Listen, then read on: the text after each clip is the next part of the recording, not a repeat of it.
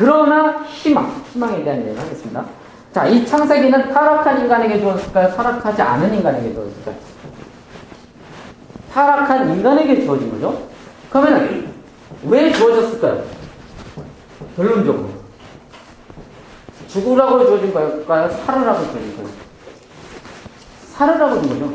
좀 생명을 주기 위해서 쓴 거죠. 생명을 주기 위해서. 자, 그러면은 항상 성경의 핵심 포인트와 성경이 우리를 밀어가는 것은 소망일까 절망일까? 소망이에요. 그들을 회개시키기 위한 것일까요? 아니면은 너네들은 어쩔 수 없어, 너는 망했어라는 것을 주지시켜서 그냥 망하게 만들려는 거예요. 회개시키기를 원하는 거예요. 이게 하나님의 마음이에요. 자, 하나님이 당신의 계획을 포기하는 것인가? 하나님이 당신의 비전을 이렇게 멈출 것인가? 하나님이 당신의 비전을 이건 도저히 안 되겠다. 이런 판은 안 돼. 판을 다시 깔까? 다시 짤까? 이거 다 없애버린 다음에 지구를 다시 만들고 새 창조, 완전히 재창조. 그런 것도 아니에요. 그래서 과연 하나님께서 이렇게 하나님의 그 아담에게 주셨던 생육하고 번성하고 땅에 충만한 그 명령을 취소하실 것입니다. 이걸 다르게 표현할게요. 하나님은 당신의 의로우심을 보여주실 것인가? 하나님의 의가 무슨 뜻이냐면 하나님의 신실한 것이에요. 하나님이 자기가 약속한 것, 자기가 계획한 것을 반드시 이뤄내는 것을 하나님의 의라고 하거든요. 예수님이 누구의 의예요? 하나님의 의라고 하죠. 예수가 하나님의 의예요. 그게 무슨 뜻이냐면 하나님은 예수님을 통해서 하나님의 어그러지고 찌그러진 계획, 이 세상에 만연한 악을 하나님께서 처리하신 거잖아요. 하나님께서 당신의 뜻을 예수를 통해서 이루어주신 거잖아요. 창세전에 계획하셨던 하나님의 비전을, 인간이 망쳤던 그 비전을 예수를 통해서 회복시켜 주신 거잖아요. 그래서 예수는 하나님의 의예요. 이해돼요? 왜 예수님이 하나님의 의인지? 예수님이 하나님의 의인인 이유는 예수님을 통해서 뭐를 하나님의 멈추어졌고 찌그러진 하나님의 계획을 이루어내시고 완성시키기 때문에 하나님은 신실하시다는 것을 입증해 보이는 것이기 때문에 예수님이 하나님의 의라고. 이해되죠? 그것처럼 하나님은 의로우신가? 이런 질문들을 하게 된다는 거죠. 왜? 이렇게 다 타락해버렸고 이제 끝났네? 점점 더 번지고 완전히 다 퍼지고 이제 끝나버렸네? 자, 하나님은 포기를 하실 것인가? 이런 질문들 앞에 이제 창세기는 뭐라고 대답하냐면 아니다라고 대답을 합니다. 희망이 있다라고 대답을 합니다. 어떻게 우리는 확인할 수가 있냐면은 하나님이 인간에게 저주를 했을까 안 했을까요? 했습니까? 하나님은 인간에게 저주를 한 적이 없습니다. 뱀에게만 저주합니다. 하나님은 인간에게 징계를 합니다. 징계와 저주가 무슨 차이인지 알아요? 저주가 뭐예요? 저주의 목적은 뭐예요? 망하게 하는 게 저주입니다. 목적이 망하게 하는 거죠. 목적이. 맞죠? 저주는 목적이 망하게 하는 거예요. 징계는 뭐예요? 그렇죠. 목적이 뭐예요? 성경에 나오죠. 징계가 없으면 사생하라고. 하나님의 자녀가 아니라 하나님의 징계가 없으면 버림받은 자식이라고. 징계는 뭐예요? 지식에 패서라도 되돌려를 표현하는 거야. 생명을 주려고 하는 거냐. 어떻게 해서든. 생명을 주려고.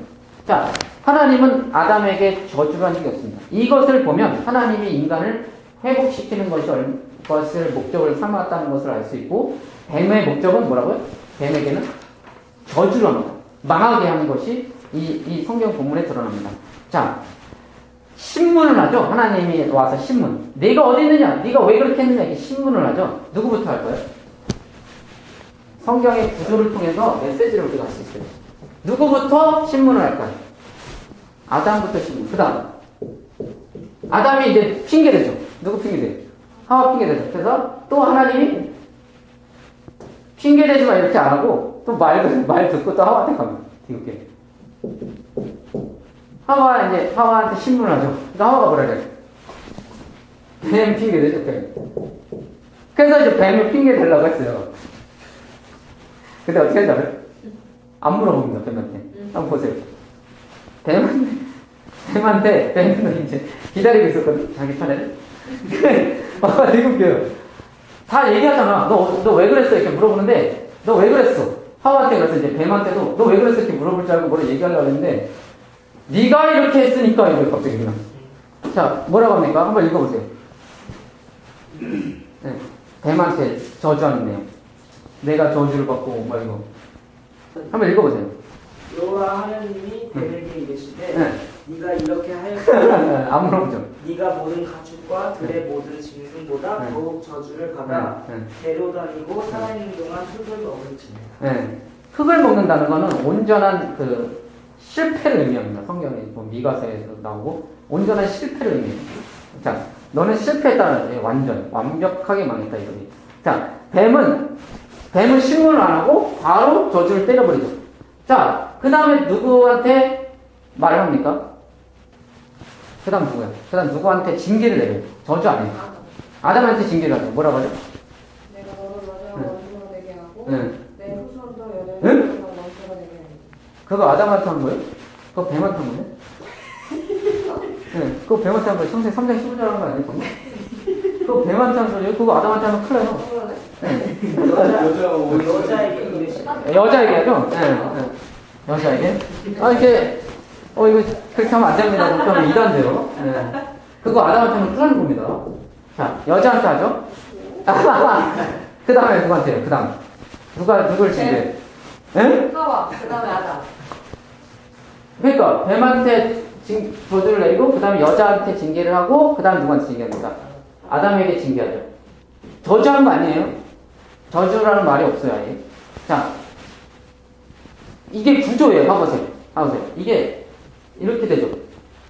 이게 얘네가 그냥 쓰는 게 아니라니까? 얘네 되게 똑똑한 사람들이에요. 근데 이렇게 되죠. 가운데 뭐 하나 나와요? 이 이야기는 뱀 저주 이야기예요. 그러니까 이 창세기 3장은 하나님이 그 모든 잘못을 완벽하게 누구에게 뒤집어 씌우는 거예요. 뱀에게 뒤집어 씌워서 뱀을 완전히 저주해버리고 이들은 징계를 통해서 뭐 하겠다는 심산이에요. 뭐 하겠다는 심산이에요. 회복시키겠다는 심산이에요. 이게 구조로 봤을 때 뱀의 심판을 강조하려고 이렇게 쓴 거예요. 강조하려고. 뱀의 심판을 강조하려고. 그러면 노아 이야기가 구조로 봤을 때 구조가 있거든요. 이렇게 노아 홍수 이야기를. 노아를 구원하는 이야기입니까? 인류를 저주하는 이야기입니까? 노아를 구원하는 이야기예요. 그러니까 다 저주를 받아야 되는데 하나님께서 저주를 받아야 되는데 하나님께서 은혜로 구원하는 이야기가 노아 이야기예요. 그러니까 노아 홍수 이야기는 인류가 막 완전히 그냥 물에 다 잠기고 이런 이야기가 아니라 하나님이 노아를 구원하시는 이야기구나 이렇게 생각해요. 베드로서에서도 그렇게 나와요. 노아를 구원하는 이야기라고. 자, 어쨌든 간에 이 창세기 3장도 인간이 타락한 이야기지만 핵심은 뭐냐면은 그 타락의 주 원인을 하나님께서 뱀으로 확정하시고 그 뱀을 저주하는 이야기가 그 뱀을 저주함으로써 그 타락에 그 관여했던 아담과 하와를 회복시켜 주시려는 뉘앙스가 있는 이야기예요. 그것을 우리가 어떻게 알 수 있냐면은 저주를 내린 다음에 징계를 한 다음에 바로 무슨 이야기가 나면 가죽옷 이야기가 나옵니다. 자, 이제 하나님께서 징계를 한 다음에 그냥 내쫓는 게 아니고 뱀은 분명히 배로 기어나게 다니게 한 다음에 그냥 그렇게 해버렸는데 인간은 뭘 해줘요? 가죽옷을 지어 입히시고 그 다음에 내쫓죠. 이게 되게 웃기지 않아요? 내쫓는 거는 이제 열받아가지고 내쫓는 건데 해줄 건 해주고 내쫓는 느낌 이상하게 들잖아요. 너는 가시덤불 이거 뭐야? 너는 지금 한번 개고생해봐라 이거잖아. 내 안식이 없는 곳은 얼마나 힘든 곳인지, 얼마나 풍족하지. 네가 직접 하나님 해봐라. 네가 직접 혼돈과 공허를 채워봐라 이거잖아. 질서를 네가 세워봐라. 네가 직접 하나님 해봐라 하고서 내쫓는 건데 잠깐 일로 와봐. 이 새끼 옷을 입고 나가야지. 그래서 옷을 입혀주는 거예요. 이게 진짜 그 얘기라니까. 가죽옷을. 무슨 뉘앙스인지 알겠어요? 하나님은 자신의 그 창조주됨, 아버지됨, 부모님됨을 포기하잖아요. 그러니까 하나님의 그런 긍휼을 여기서 느낄 수 있어요. 마치 이것은 교제의 회복에 소망을 주는 이야기입니다. 가지고 오세요. 가지고 오세요. 내쫓아. 그 다음에 창세기 3장 15절도 회복의 메시지를 담고 있습니다. 창세기 3장 15절을 한번 읽어볼까요? 아까 아담에게 주었던 저주라고 했죠. 창세기 3장 15절. 뭐라고 하죠? 내가 너를 여자와 원수가 되게 하고 내 후손도 여자의 후손과 원수가 되게 하리니 여자의 후손은 내 머리를 상하게 할 것이요 너는 그의 발꿈치를 상하게 할 것이니라 하시고. 자, 여자의 후손은 사람입니까? 뱀, 뭡니까? 여자의 후손? 사람이겠죠? 그럼 뱀의 후손은? 뱀이요? 코브라입니까? 뱀의 후손은 뭘까요? 여자의 후손은 사람이라 했죠? 사람이야. 여자의 후손과 뱀의 후손이 원수가 되겠다 그랬죠? 뱀의 후손은 뭘까? 마귀. 뱀의 후손이 마귀야? 사람이에요. 근데 지금 잘 보세요. 요한복음 8장 42절 볼게요. 이거에 대해서 나옵니다. 요한복음 8장 42절에 44절. 뱀의 후손은 뱀이 아니에요. 창세기는 이미 뱀을 사단이라고 생각하고 있는 거야. 자, 요한복음 8장 42절에 44절. 준비, 시작. 예수께서 이르시되 하나님이 너희 아버지였으면 너희가 나를 사랑하였으리니 이는 내가 하나님께로부터 나와 나는 스스로 온 것이 아니요 아버지께서 나를 보내주신 것이라 어찌하여 내 말을 깨닫지 못하느냐 이는 내 말을 들을 줄 알지 못하느냐 너희는 아비 마귀에게서 났으니 너희 아비의 욕심대로 너희도 행하고자 하느니라 그는 처음부터 살인한 자요 진리가 그 속에 없으므로 진리에 서지 못하고 거짓을 말할 때마다 제 것으로 말하나니 이는 그가 거짓말쟁이요 거짓의 아비가 되었습니다. 자, 이해되죠? 누구한테 뱀의 후손이라고 해요?